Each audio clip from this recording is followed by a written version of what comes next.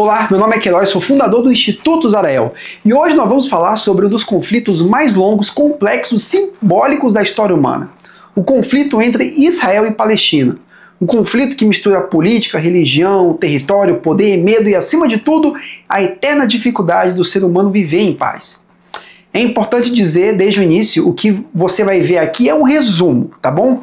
Esse tema é vasto demais, cheio de nuances e camadas históricas. Mas hoje nós vamos percorrer os marcos mais importantes dessa história. Entender como tudo começou, como se desenvolveu ao longo do século XX e por que até hoje essa ferida continua aberta. Bom, durante séculos, a região que conhecemos como Palestina foi habitada por diversos povos. Judeus, cristãos, muçulmanos, romanos, otomanos, todos passaram por ali. Mas o ponto central dessa história é Jerusalém, uma cidade considerada sagrada pelas três maiores religiões monoteístas do mundo. Para os judeus, é a Terra Prometida. Para os cristãos, o palco da vida e morte de Jesus. E para os muçulmanos, o lugar de onde o profeta Maomé ascendeu aos céus. Essa sobreposição espiritual fez daquela terra algo mais do que geografia.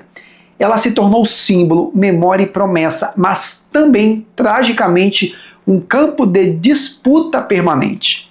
Durante séculos, a região esteve sob o domínio do Império Otomano. Era um território relativamente pacífico, onde judeus, árabes e cristãos conviviam. Não sem tensões, mas com certa estabilidade. Tudo mudou no século XX, quando o Império Otomano caiu após a Primeira Guerra Mundial. Com o fim do Império, a Inglaterra assumiu o controle da região sobre o chamado Mandato Britânico da Palestina, em 1917. E foi nesse momento que começou o embrião do conflito moderno. Naquele mesmo ano, o governo britânico publicou a famosa Declaração Balfour, prometendo apoio à criação de um lar nacional para o povo judeu na Palestina. Para entender isso, é preciso lembrar que desde o século XIX havia um movimento crescente chamado sionismo, liderado por Theodor Herzl, acho que é assim que fala, que defendia o retorno dos judeus à Terra Prometida. Depois de séculos de perseguições, expulsões e massacres, culminando no horror do Holocausto, o sonho de reconstruir Israel ganhou força moral e política. Mas havia um problema. A Palestina já era habitada por centenas de milhares de árabes palestinos. Eles viviam ali há gerações, com suas vilas, plantações e tradições. E de repente começaram a chegar navios com imigrantes judeus vindo da Europa, comprando terras, criando comunidades e exigindo um Estado próprio. A Inglaterra, incapaz de conciliar os dois lados, viu o ódio crescer.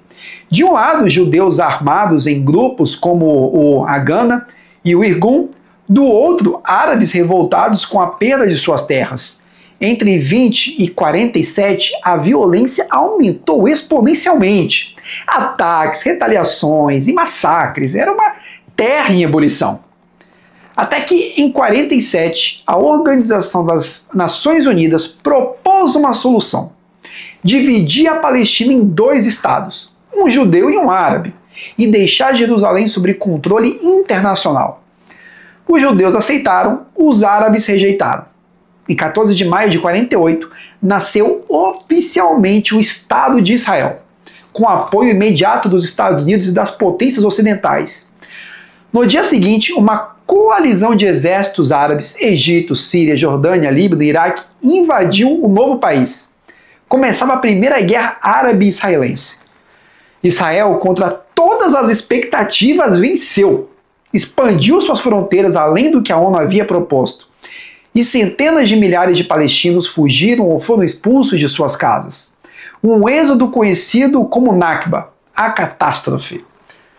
Famílias inteiras foram deslocadas para campos de refugiados em Gaza, na Cisjordânia e em países vizinhos. Essa tragédia marcou o início da identidade palestina moderna. Uma identidade forjada no exílio, na dor e na resistência. Nas décadas seguintes, o Oriente Médio se tornou o epicentro da Guerra Fria. Israel se aliou aos Estados Unidos, os países árabes se aproximaram da União Soviética. Vieram novas guerras, a de 56, a Guerra dos 6 Dias em 67, quando Israel conquistou Jerusalém Oriental, a Cisjordânia e Gaza, e a Guerra do Yom Kippur em 73. Cada vitória militar de Israel significava mais território e mais ressentimento. Os palestinos sem Estado e sem exército se reorganizaram politicamente. Em 64 surgiu a OLP, a Organização para a Libertação da Palestina, liderada por Yasser Arafat. A OLP se tornou a voz oficial da causa palestina, defendendo a criação de um Estado independente. Nos anos 80 nasceu o Hamas, um grupo islâmico radical que não reconhece a existência de Israel e que passou a liderar a resistência armada em Gaza. Enquanto a OLP falava em diplomacia, o Hamas falava em jihad. Essa divisão entre palestinos moderados e extremistas é uma das razões pelas quais a paz sempre foi tão difícil. Nos anos 90, o mundo voltou a acreditar. Em 93, o Acordo de Oslo foi assinado, sobre mediação de Bill Clinton. Rabin e Yasser Arafat apertaram as mãos diante das câmeras do mundo. Pela primeira vez, Israel reconheceu a OLP e aceitou negociar um Estado palestino, mas Rabin foi assassinado 2 anos depois por um extremista judeu. E o sonho ruiu. A partir dos anos 2000, vieram a segunda intifada, os atentados suicidas, os bombardeios e o muro de separação. A esperança se transformou em ódio e a convivência em isolamento. Gaza foi cercada, a Cisjordânia foi fragmentada e o conflito voltou a ser o mesmo de sempre, interminável. Até que, em 23, o mundo viu novamente o inferno. O Hamas atacou Israel de forma brutal e Israel respondeu com uma ofensiva devastadora. 2 anos de guerra deixaram Gaza em ruínas e o planeta em choque. E agora, em 25, finalmente um acordo de paz foi assinado, mediado por Donald Trump e por países árabes ocidentais. O acordo prevê cessar-fogo, libertação de reféns, reconstrução de Gaza e um caminho para 2 estados. É o primeiro cessar-fogo total desde o início do conflito moderno. Israel se comprometeu a retirar suas tropas e o Hamas prometeu libertar todos os reféns. A ONU, o Egito, a Turquia e o Catar serão responsáveis por supervisionar a implementação. Mas o acordo é apenas o início de uma longa caminhada. A paz verdadeira não depende apenas de líderes, mas de povos, de corações cansados que precisam aprender a confiar novamente. O conflito entre Israel e Palestina é mais do que uma disputa territorial. É um espelho da alma humana, da nossa dificuldade de perdoar, de dividir e de coexistir. É a prova de que a guerra não nasce nas armas, mas na mente e no coração do homem. E talvez o que essa história nos ensine é que nenhuma terra, nenhuma religião, nenhuma ideologia vale mais do que a vida.